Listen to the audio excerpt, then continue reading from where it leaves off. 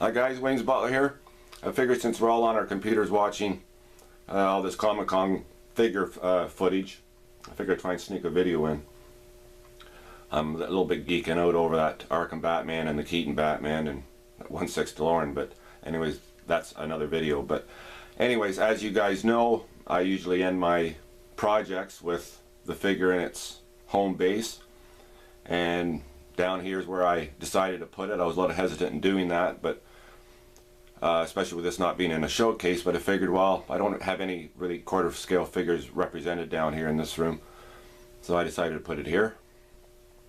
So here it is, the Scarecrow. I know you guys have seen a couple of videos of this. I know the pose is a little predictable. But before I get into this figure, just before I forget, I want to answer some questions that I every time I post a video, I always get a lot of PMs about this. And where do I buy a lot of my stuff that I use to build these dioramas? And mainly the two places that I go to are Home Depot and Michael's. But I have discovered this online store. The store is called Volcano Art. I think they're based out of Volcano, California, if I remember right, which is kind of funny. Run by a very nice couple, Gene and Christine Cox. Very small operation, but they do sell a lot of really cool art supplies, and is where I got the 1/16 inch rivets or grommets for this figure. Very hard size to find, especially that comes with the proper size setter. So you guys are looking for any art supplies, please check that store out. It's called Volcano Art. Just Google it. Anyways, that is that. So get back into this figure here. I know it's the Scarecrow figure. I'm well aware that it's not a high profile figure. It's not a figure that I ever hear people talk about. I've never heard it as a grail. So I know it's a little bit of an obscure figure, and that's kind of what made it even more attractive to me, because it's not a sought-after figure, and I like kind of obscure figures. Hell, I'm just thinking here now, my next custom, I might do the falafel cart guy from Begins. I might do a 1/4 scale falafel cart. Who knows?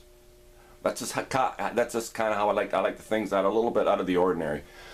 So, anyways, we got this figure done. Brian played a big part in the figure part of it, and I tried to knock this diorama out. Now, the problem with this diorama, I was going to do more to it. I told people I was going to do more to it, and I can't. I tried to do lighting, and it didn't look right. I add embellishments to the gate, and it didn't look right. Now, I think the problem is because this gate is so under scale. You can imagine, like I said, I originally made this gate 6 inches taller than it is now. Now, you can imagine picturing this now. If that gate was 6 inches taller than it is now, this figure would look ridiculous, even though it would have been closer in scale.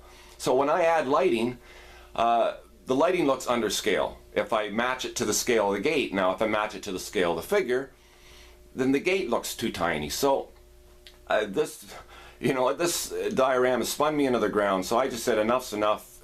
Done, finished, complete. But I did add one feature that I said I was going to, and I'll try and see, hopefully this will come up on video. But let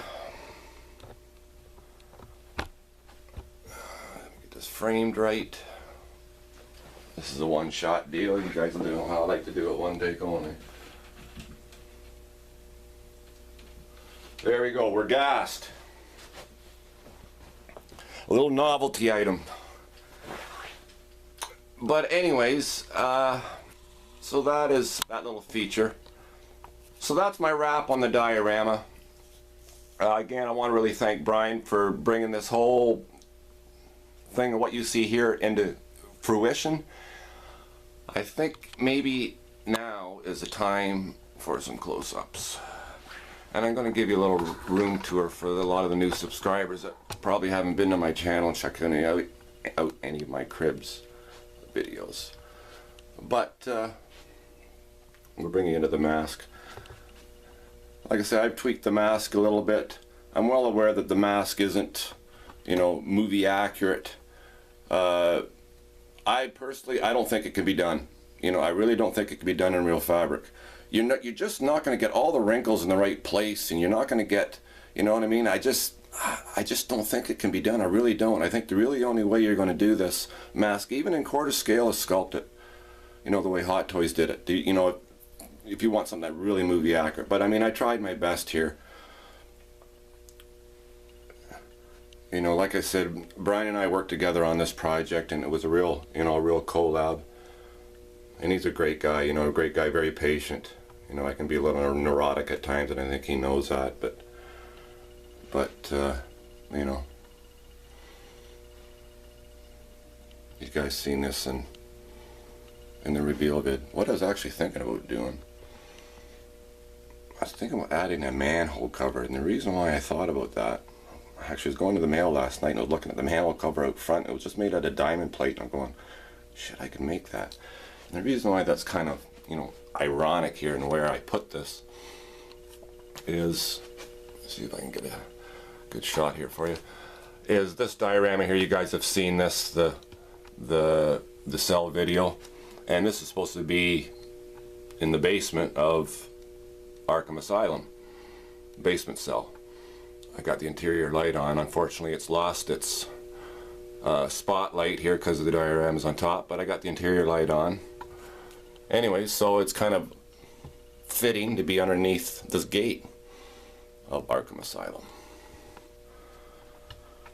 But, you know, as far as the smoke comes, guys, you guys could figure that I got a little tube in there. Runs down the suit. And I got a little ball there. I've thought of some really elaborate ways of generating smoke, but all that's just filled with baking powder. That's a one-shot deal. You know, obviously you don't want baking powder floating around the room here, but the odds of me, not too many people come over here, so that treat was just for you guys. So this is my little knick-knack shelf. You think you guys have seen this before. Just this is where I put all my stuff that people have given me and things like that. There's my Catwoman. Shout out to Dean. I know he loves his Catwomen, and so do I. And just all the Blu-rays. Those Tula cards that came with the collector's edition come out.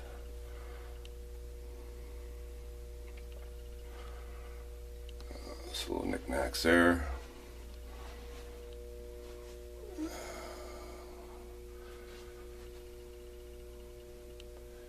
And that diorama there, I can see that figure there is becoming a lot more appropriate now that they've released the Returns Keaton.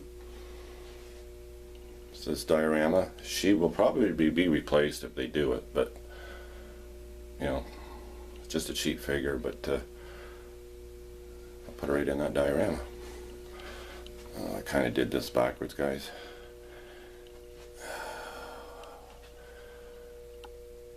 And that's the first diorama I ever made, right there. So it started all. Mike Echo.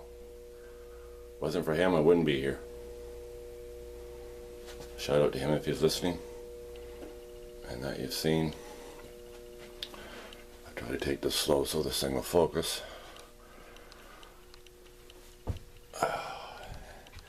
And that's where the Bane is now residing. In its hermetically sealed container.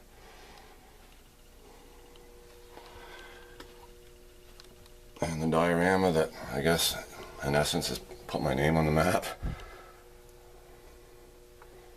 I do plan on reconditioning this one day. I want to tweak it. See, I can't even leave my own stuff alone. You know what I mean? I'm always looking at stuff, trying to make it better, trying to improve it somehow. And I'm like that with everything. Figures, relationships, on and on. But, yeah, and here's my other main collection, again in a hermetically sealed container.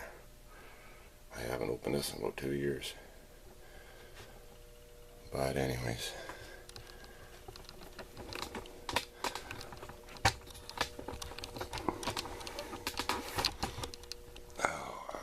carried that camera around with the tripod attached. I don't know if that was a good idea or not.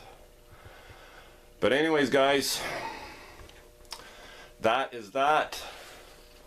Again, love to Brian for bringing all this, making all this possible.